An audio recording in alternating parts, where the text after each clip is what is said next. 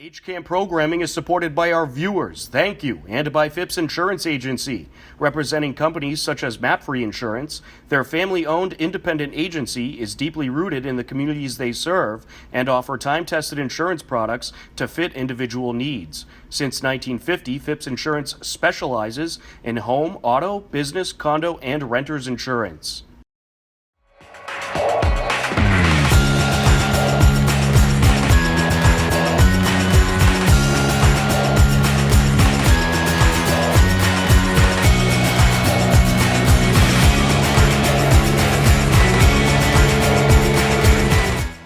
Hello, everyone, and welcome to today's edition of HCAM News. I'm HCAM News Director Tom Nappy, here to fill you in with what's happening in Hopkinton. On today's edition of HCAM News, the latest in Hiller sports, the annual Hopkinton Middle School 5K took place, plus much more. But first, a special town meeting took place this past Monday. Here's a look at what happened. The town of Hopkinton hosted a special town meeting this past Monday. Town clerk Connor Deegan filled in as moderator. The big topic was to approve a new Elmwood school. Small groups of children who are being supported in reading or mathematics. Some kids were getting specially designed instruction.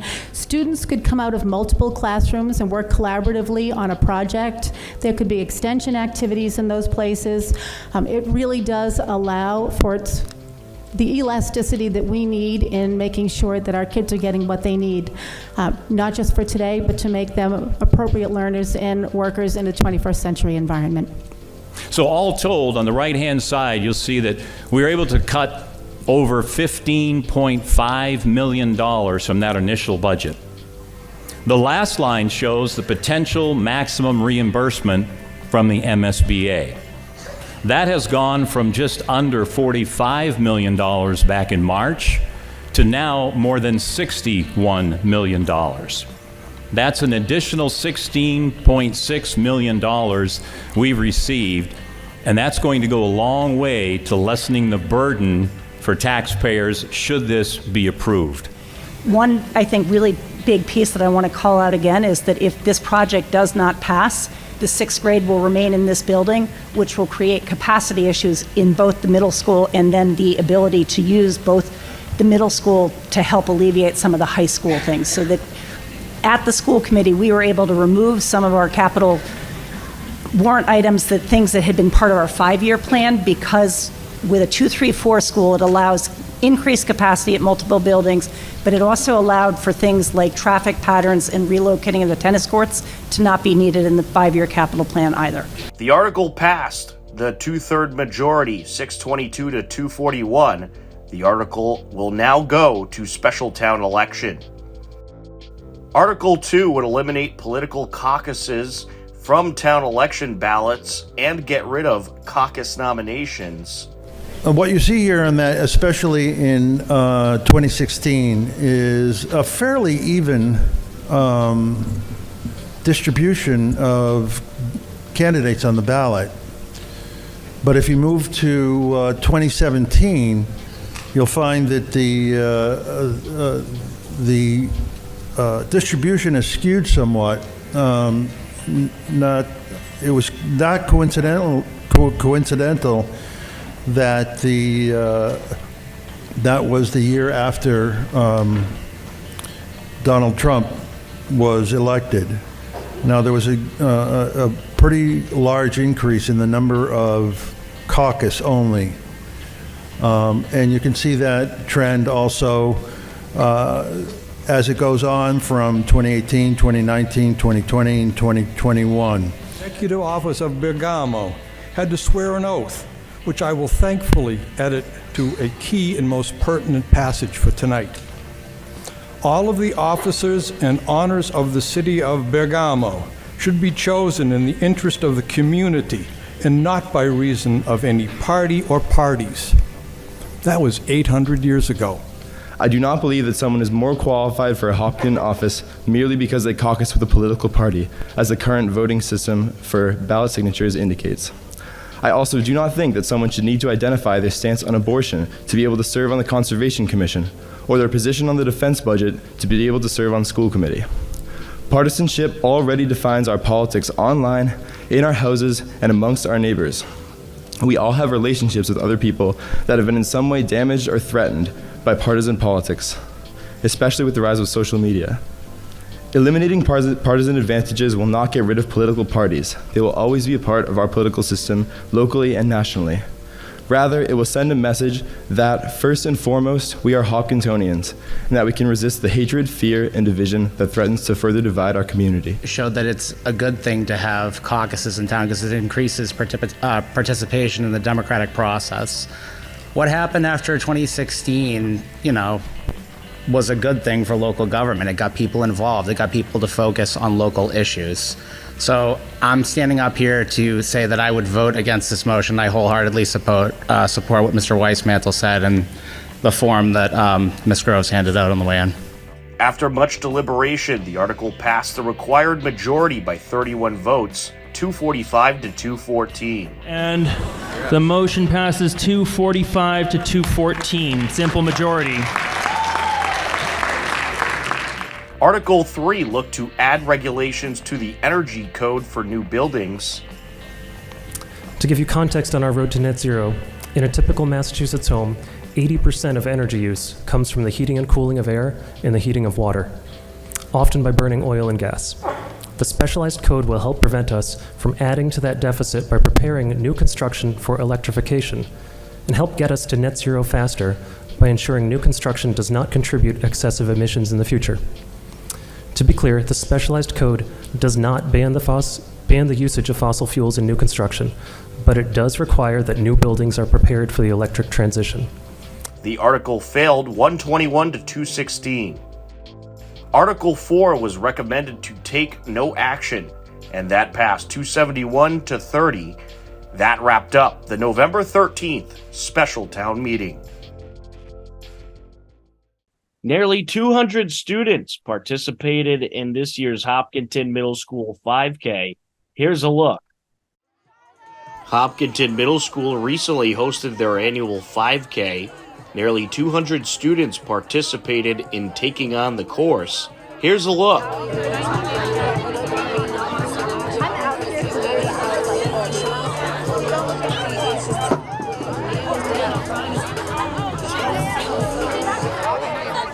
That's a false start. Do they have a gun?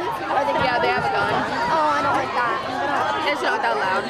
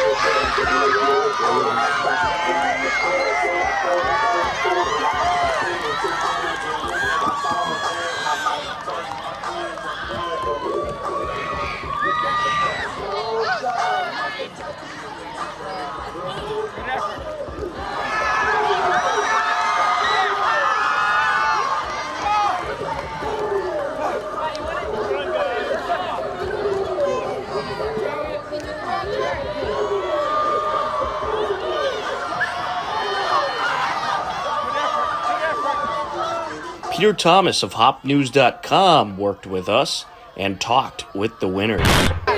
Peter Thomas standing here with the winner today, Lucas Arnold of the boys set, I should say. Lucas, what was your strategy coming into this race today? To just get out in front, make a move, I guess. You know, you had the finish line in sight, and I saw you. There was a guy hot on your heels, man. You were making a press at the end. Could you feel him there coming on? Yeah, I did. I started picking up the pace a lot.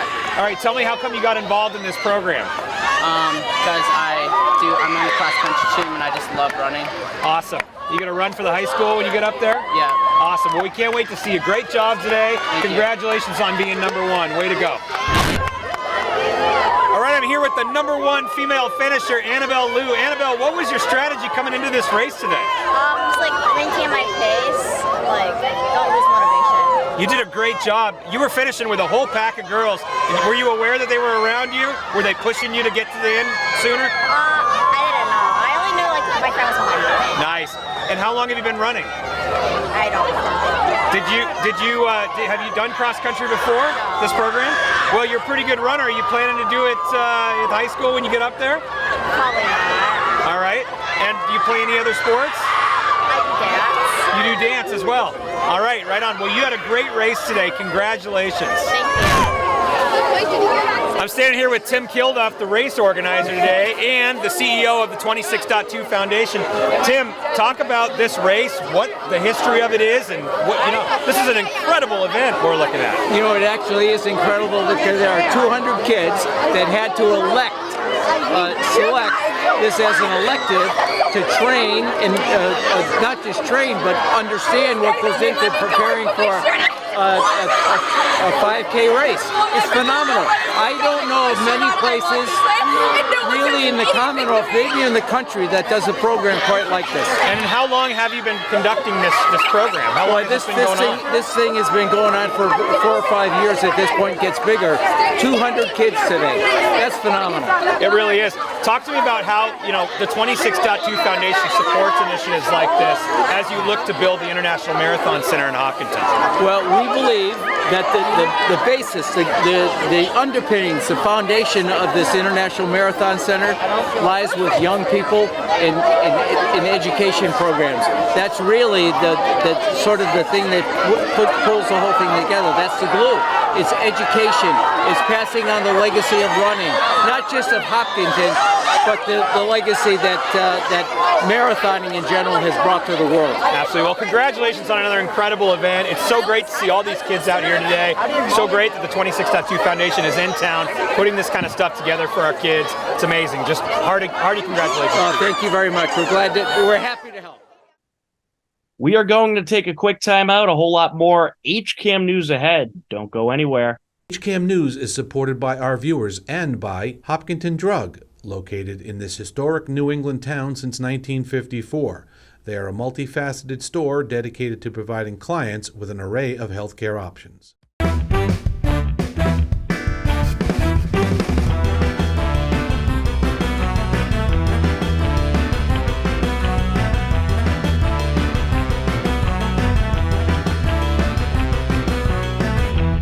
Actually, just the glory.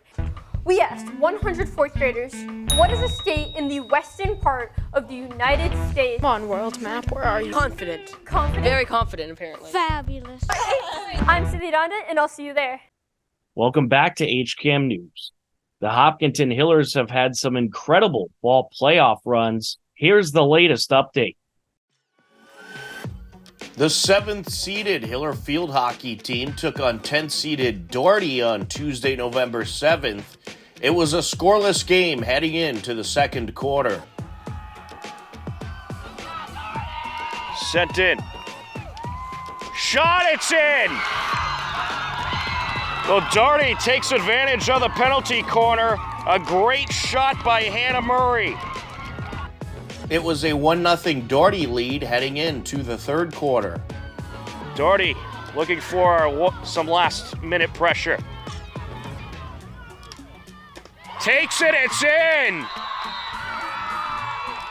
Well, it was quite a drive up the field by Hannah Murray. She gets by everybody and slices it in. Her second goal of the game, 2-0 Doherty.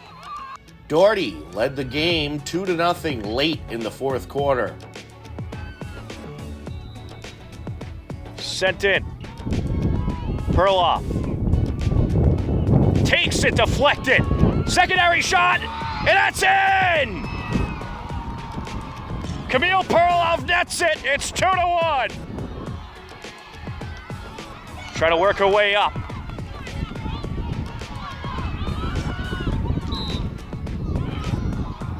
Goes to the Hillers, Perloff. Stays with the Hillers. They need to set it quick. 22 seconds.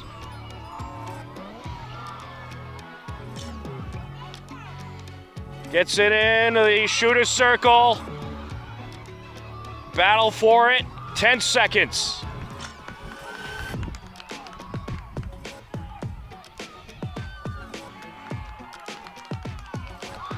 And it's sent out. That's going to do it. Doherty hangs on for the 2-1 win. Hiller field hockey falls to Doherty by a final of 2-1. The Hillers end their incredible season with a record of 13-5-2. Doherty advances on to the round of 8. Congratulations to head coach Ali Valencia and the team on a terrific season. 7th-seeded Hiller Girls Volleyball hosted 10th-seeded North Quincy. In the round of 16 on Tuesday night, Matt Clancy was on the call. 24-20. Elsa, another good serve. Controlled by Rizzo. Johnson with it set outside, and a couple hands on that one. It's got to go over. Oh, and a nice aggressive play at the net by North Quincy. That was number 26, Josie Magnarelli, puts that one away.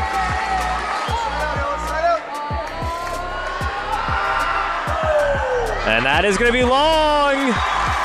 That is long. A crucial error there by Wijaya, and it'll be the Hillers taking set number 2, 25-22. In for North Quincy, Mo checking in. She'll go back to serve. 25-24. Oh, wow, it hung on the net. Gabby got to it. Sienna outside. Elsa's got to keep it in just inside the antenna. Outside, big swing down the line by Brian, and that will take set number 3. Sienna serving, gets it in there. Mackenzie mishandles it. Magnarelli has to get it back. Mackenzie to Sienna, who controls it. Gabby with a quick set to Evie, who pops it over. Mackenzie pops it up to Johnston, who goes over to Brian. It's going to hang on the net, and that'll do it for set number 4. The Hillers take it 25-19. We are going to a 5th set. And it's the freshman who will be serving, Evie Woodbury.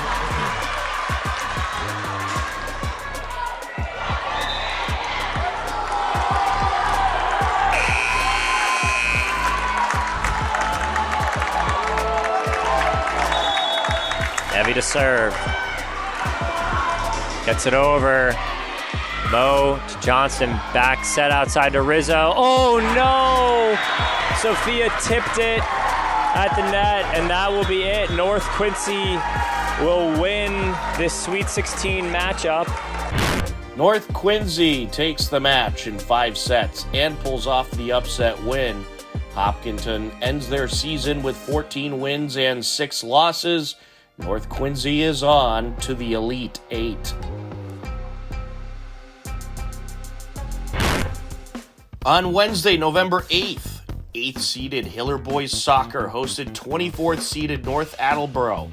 As expected, the game was a back-and-forth battle. The middle off Ianelli.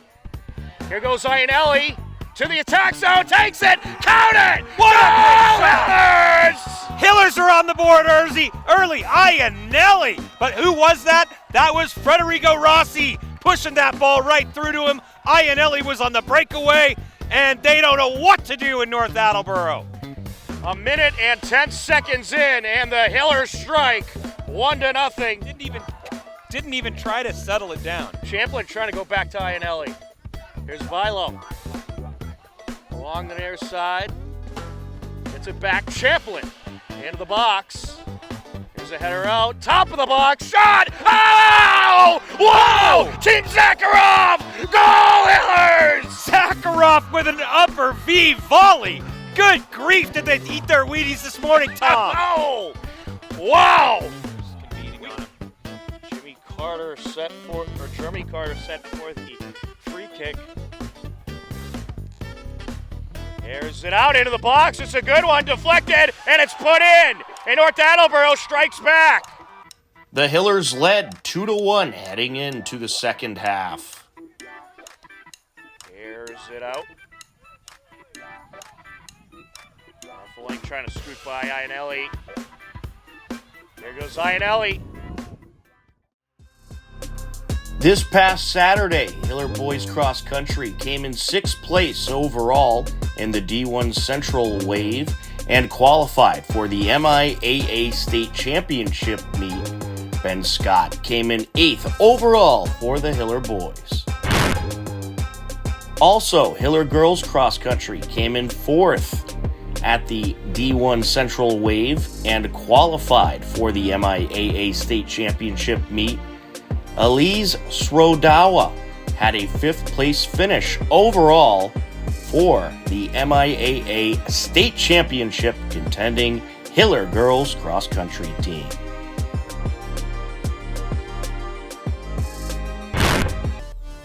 Also on Saturday, 8th-seeded Hiller Boys Soccer was in Bedford to take on 1st-seeded Bedford Buccaneers. Tim Zakharov got things rolling 9 minutes into the first half.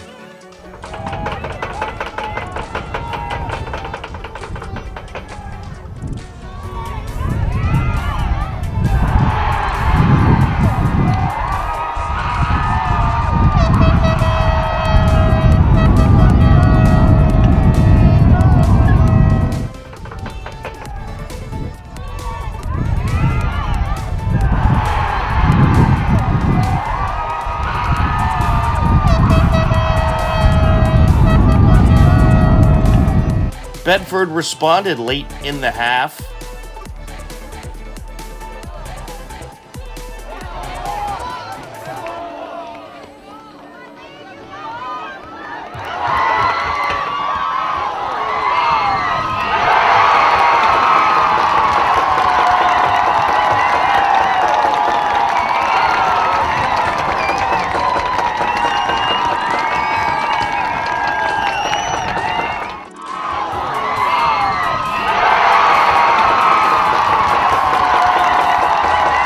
Just under 16 minutes left, and this happens.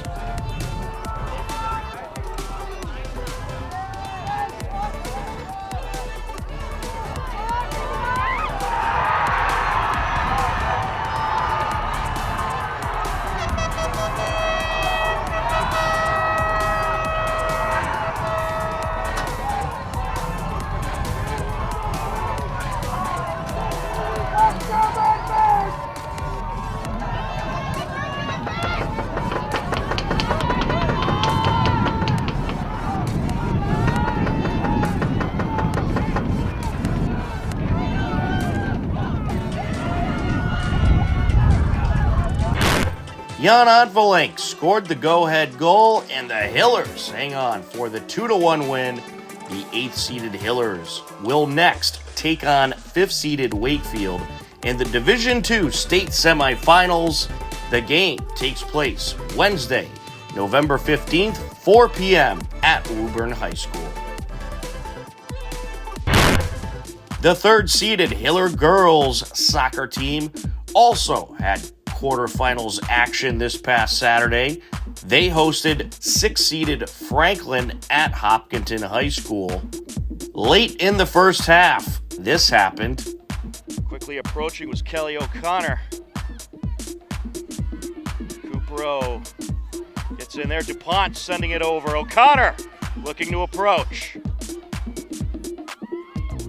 Along the near side looking for the cross. Recupero. Top of the box, DuPont takes the shot, and it's in! Goal, Hillers! Joe DuPont makes it 1-0!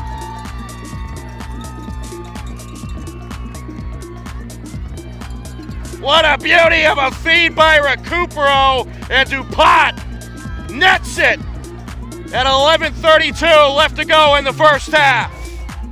Joanna DuPont strikes off a great feed from Madison Recupero, and the Hillers took a 1-0 lead into the halftime break.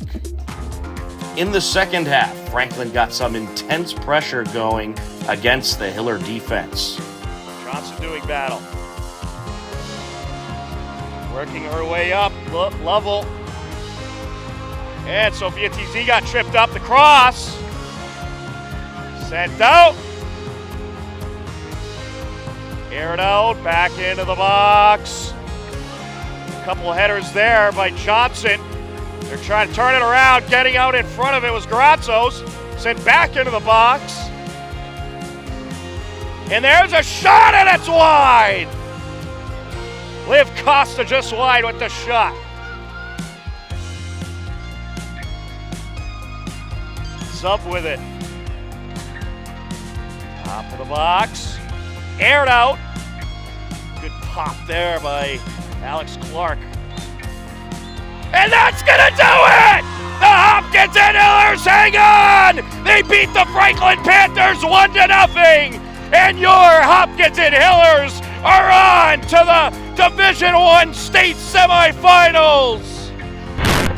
Despite the pressure, the third-seeded, undefeated Hopkinton Hillers hang on for the 1-0 win to improve to 20-0-1, and they advance on to the Division I state semifinals.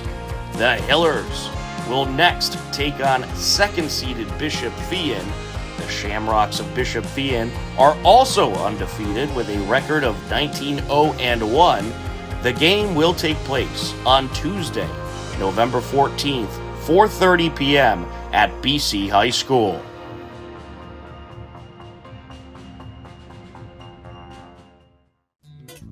Upcoming town government meetings include on Monday, November 20th at 7 p.m. We'll have the Planning Board meeting. And on Wednesday, November 15th at 7 p.m., it's the Zoning Advisory Committee meeting. Both meetings will be live on HCAM TV. To view all upcoming town government meetings, head over to hcam.tv/gov. And for more information, you can head over to hopkintonma.gov. Our picture of the week, the HCAM crew working this past Monday's annual town meeting. The production was a success, as was the meeting, and we are nice and cozy in our Hopkinton Middle School studio, bringing you the special town meeting. Believe it or not, we are out of time for this edition of HCAM News, but don't worry, next Wednesday at 6:30 p.m., we'll be back. For everyone at HCAM, I'm Tom Nappy. As always, we thank you for watching. Take care, enjoy the rest of your day, and we'll talk to you again soon. Goodbye, everybody.